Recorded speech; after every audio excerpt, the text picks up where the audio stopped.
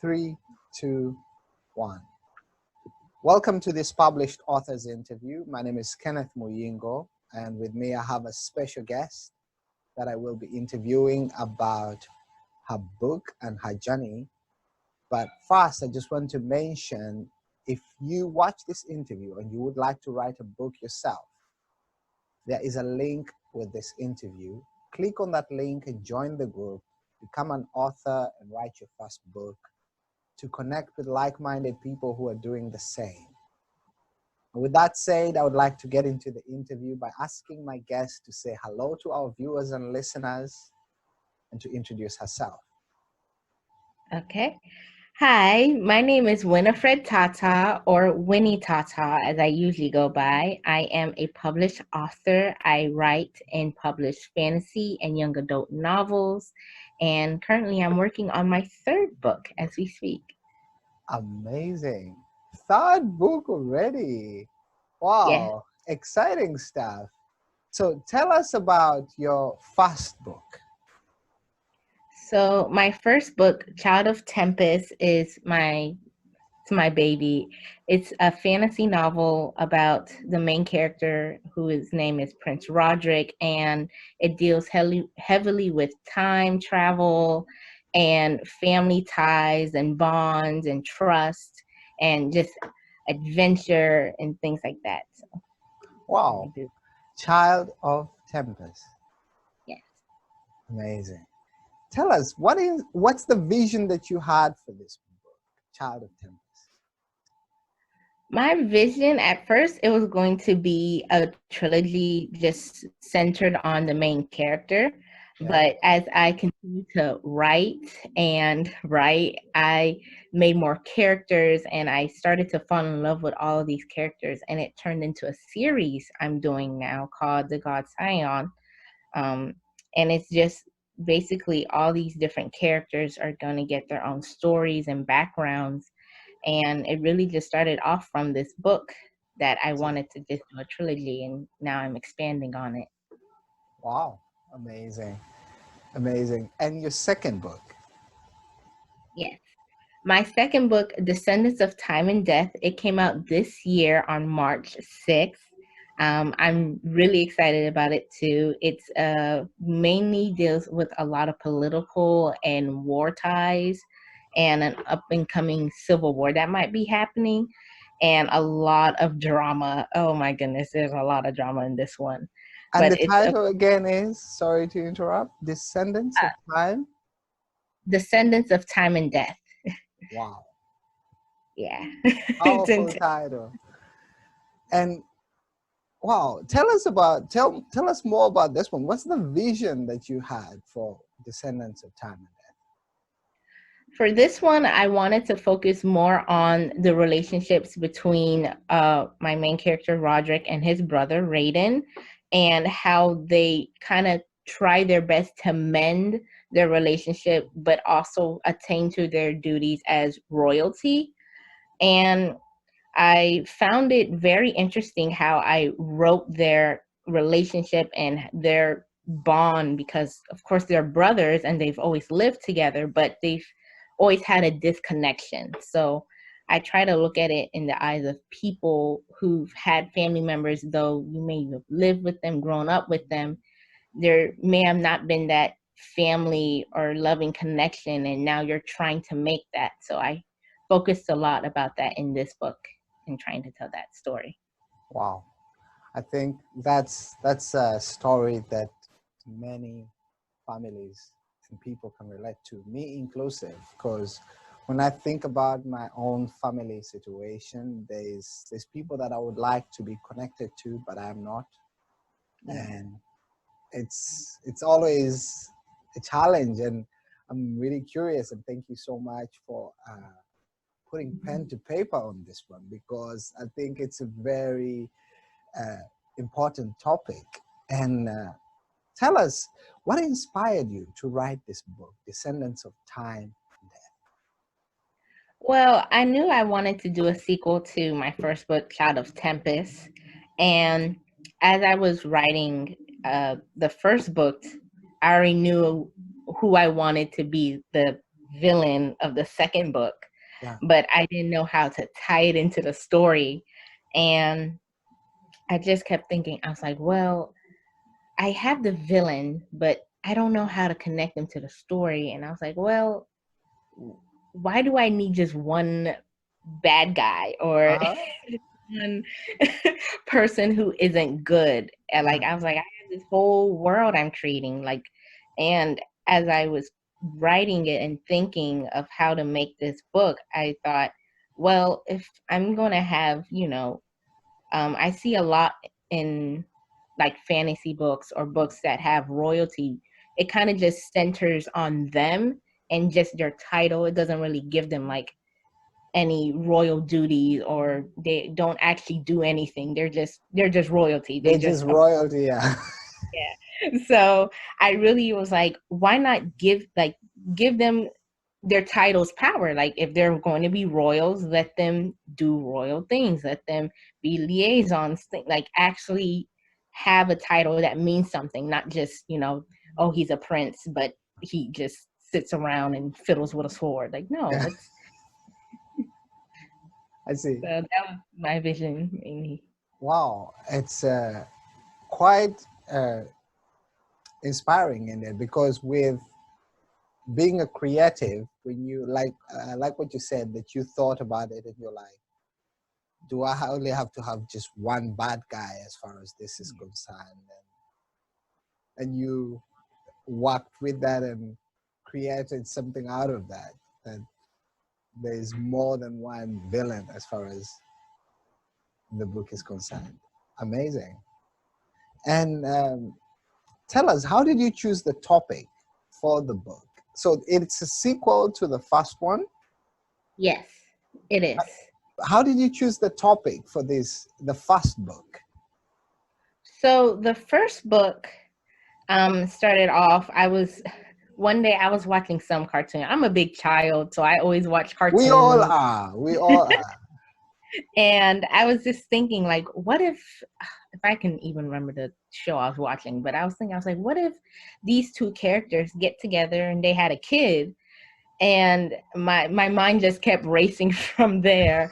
And I was like, well, the kid, what they get lonely, they need family, so now they have a family. Then what if they fall in love? So now they have so Wow. I just kept going from there. And at first I wanted to do it a fiction, where it was fiction and fantasy, where it was set in our um world, and I just had like dragons and all those good things. But I was like, no, like if I'm gonna do fantasy, let's go crazy, like Let's make up a go all out in a way. yes, go all out, Yeah, everything. So I started just from just that idea of like, what if these two people had kids, and made this whole story. wow, wow. It's amazing, and I I see what you mean, and so the idea just started to build from there. Yes. Wow, it's quite impressive that you still have the ability to engage your imagination uh, to that levels, because sometimes many people would like to, but because of what's happening in the world and how life gets in the way, sometimes some people don't But have the ability to pause and imagine. Maybe you can give some tips about that. yeah, I like, for especially for both books, that I take what is happening in my life in the world and put it into the books. There's heavy themes of addiction or abuse, both physical, emotional, um, mental, things like that, like things that happen to people, things people experience both I in the see. world and their personal lives. I'm like, why not take that and write about it and express that to people? Like, this is like, you're not the only person who goes through this, and see it through other perspectives and other people's eyes. Indeed. I was just having another interview with someone, and they was saying a similar thing, just like you're saying, that as creatives, we have this ability to see what's happening in society and Yeah. to translate it for ourselves into our own uh, we translate it in for ourselves, and then we put that on paper into something that the world can maybe refer to for either inspiration, education, or enlightenment. And and I like that you say that you look at what's happening around you and you let that inspire you to become creative. Wow, Yes. that's really good. And so you have written two books, and you mentioned the third one. Do you consider yourself as a naturally talented writer, or is writing a skill that you have developed over time? I would say both. I think I have a skill for storytelling. I can tell a good story. I can Aha. trust me, I can tell a good story and I can write a good story too. But I feel as a writer, you're always going to be building that skill or that talent. I feel if you really do love something, you're always going to be learning about it, getting better at it as you grow, as you get older. So yes, it's a skill for some and it's a talent for others, but I feel that if you really do love it, it's both for you. Because not everyone could be an author, but not everyone can be a good author or a good Indeed, writer. indeed. Wow, wow, thank you. And this next question, I have a feeling there is a good story here because you say you like stories. Now, Yes. I think this is a good one for a story. Okay. Um, what would you tell me is the one thing that has happened to you personally that has had the greatest impact on you writing books? Ooh, okay. I would have to say dealing with death. I think that has the greatest impact in my writing. Ah, Um, when I was in middle school, I lost my grandmother, and I didn't know either of my grandfathers because both of them passed before I was born.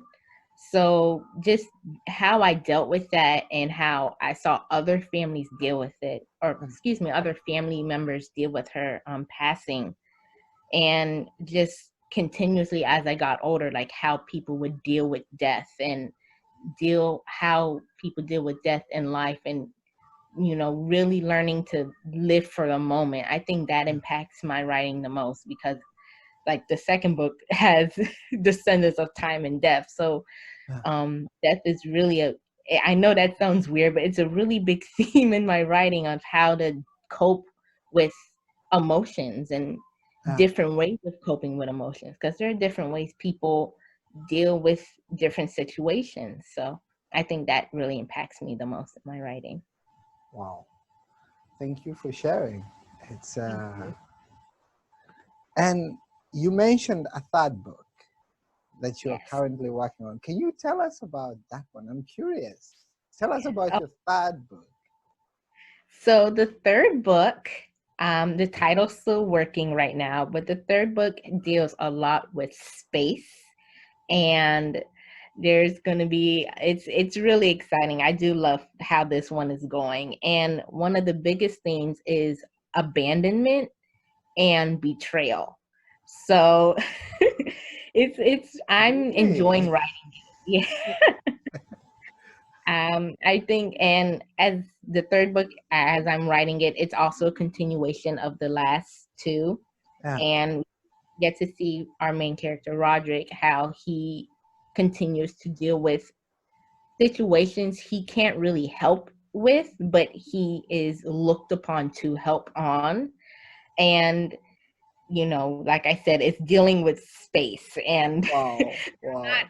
from it's not like they're on Earth and they're just fighting. No, you have to go out in space, and Yeah. it's the whole environment expanding. So it's really Exactly. Wow. You have set the scene in space. yes. Well, talking about writing from the times, I can really see what you're talking about because there's a lot of uh, media, what's going on around the space exploration that is being done by SpaceX. It's Oh, yeah. my wife has been watching that whole thing. I think she's watched.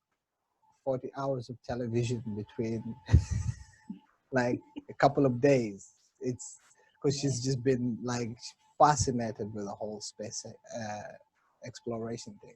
And I'm thinking you're getting some good inspiration from that as well. Oh, most definitely. Wow. Most definitely. Wow. This is amazing. And I've enjoyed this interview so much. Thank you Thank you. so much. And I really appreciate that we were able, I'm glad that we were able to do this. But I just want to ask, where can people buy your books? So my books are available. I have them with me on Yes, let's see. paperback. This is Child of This is, Tempest. yes, the first book, Child of Tempest. Beautiful. Wow. And then the second book, Descendants of Time and Death. Wow. You can get both books for paperback on Barnes and Noble and Amazon. And then I use Draft to Digital for all ebook distribution. And right now, Child of Tempest is doing a 99-cent ebook sale till June 15th. So you can get the ebook for under $1 if you would Wow. like. And that's through all ebook distributions. Very nice. We will put the links with the interview online for people to access them. And how can people connect with you? If someone watches this interview and they say, I would like to connect with Winnie, what's the easiest way for someone to connect with you? Well, not only am I just an author, but I'm also a blogger, and I run a blog called Wins Books, WINS Books. And you can follow my blog, or you can follow me on Instagram, Twitter, Facebook at Wins Books as well. I also have a Pinterest too, and I make really fun pin boards. And Awesome. those are I'm always I'm Wow. always checking my social media. So if anybody wants to chat or ask me questions, those are the easiest ways to get to me. Amazing. We will put the links as well to the social media handles for people to connect with you so that they can continue this conversation. Um, I just want to ask, is there anything else that you would like to say that we have not been able to touch on in the interview? Just continue. If you love to write, if you love your imagination, don't be afraid to put it on paper. Don't be afraid to write, even if it's a short story, a poem, a haiku, 3 chapters, 4 chapters. Yeah. You anyone can, like I said, anyone can be a writer, but it takes a special person to be a good writer. So put in the work. If you're really dedicated, your books will show it, your stories will show it, and people will understand and love it. Wow. Thank you so much, Winnie. This was wonderful. I'm so glad that we were able to do this, and I will sure be keeping in touch with Yes, thank you. you. You're welcome.